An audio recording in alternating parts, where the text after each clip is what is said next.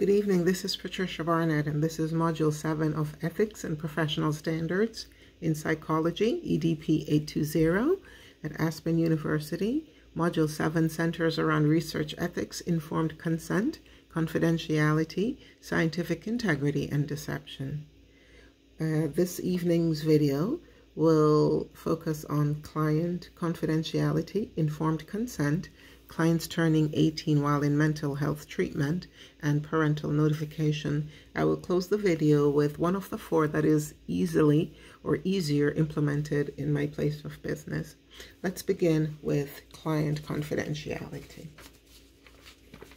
Confidentiality is a significant element of the informed consent process and agreement.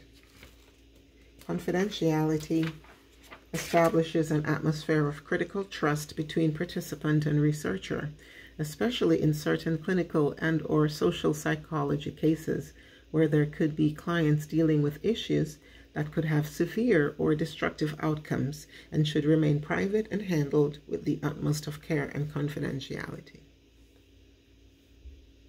While all of this is true and ethically necessary, this confidentiality could be breached in response to a court order or subpoena, or by anyone failing to recognize or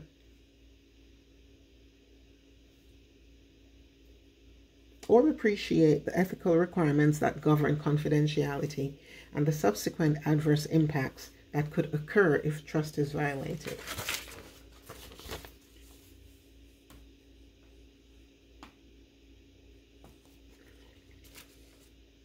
Outside of a clinical setting, confidentiality is viewed less saliently. However, as business professionals in our many varied roles, it's important, perhaps even critical, to be carriers of justice and advocates for beneficence and confidentiality in every interaction. Researchers argue that while confidentiality breaches could occur in cases where knowledge to harm someone is gleaned through confidential discussions, the psychologist or professional must make the hard choice whether it's appropriate to violate trust and divulge that information. Let's take a look at informed consent. The main purpose for obtaining informed consent from research participants is to ensure that they fully understand what they are getting involved in, and that they can exercise autonomy over their own welfare and to ensure that they and their interests are protected. According to Lefkowitz 2017, informed consent can be defined as the clearly summarized procedures outlining the specifics of a project or research study that, when reviewed, allows the potential participant to make an informed decision on whether they would like to participate. While the specific content of an informed consent may vary depending on the research, study, or project being undertaken, there are some important guidelines according to the APA's 2002 Ethical Code and applicable federal regulations that govern research involving human subjects. Some of these guidelines include the overall project, any potential drawbacks or adverse features, the related benefits, and the role the prospective participant would be asked to play. Guidelines also include easy access to the contact person in the event there are questions or additional information is sought, the duration of the research study, and importantly, any aspect of the study that may affect the decision of the participant to participate, and that includes anonymity, freedom to decline or withdraw at any point without adverse consequences. It is important to pay special attention to student participants. If for any reason there must be deception during this informed consent process, meaning the withholding of some information, then this is to be made public as well. Participants should not be hyped into participating because of exaggeration of a researcher, nor should participants be coerced into signing away their rights or releasing researchers or practitioners from negligence or liability. According to ethical standards, participants are to be afforded privacy and confidentiality and ultimately be treated with dignity and respect while shielded from any harm and guided by principles of justice and fairness. Clients turning 18 while in mental health treatment. The client must be competent enough to understand what is going on and be capable of giving consent for their ongoing care, which also includes showing signs of being able to transition to adulthood at 18 per the law. If the client is not competent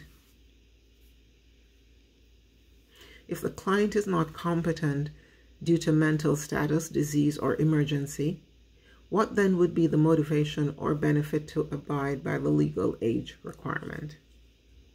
There must be comprehension also moving forward of what has been explained, and the client must be in a cognitive state to be able to ask questions and make sound decisions about their welfare going forward. Parental notification. It's important to highlight beforehand for the parents that their child turning 18 can be a turning point on many fronts and in their relationship if the child is ready for it.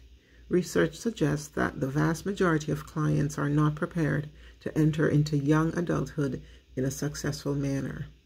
Research further points that most have never thought twice about running their own lives and what that would entail in the long run. And this will create fear and uncertainty, especially for parents. Most importantly, however, notification beforehand is critical to this transition if deemed appropriate. Parents, those in authority, and clinicians and client themselves, and those who are capable of being transitioned should be in dialogue beforehand so there are no surprises, and even more importantly, a seamless and sound continuum of care for the client, with the key being they come to no harm. Now, which of these four would be most effectively implemented in my place of business? I work in a finance department, and regardless of industry, confidentiality establishes an atmosphere of trust with every stakeholder, but perhaps even more critically between leaders and those in follower positions.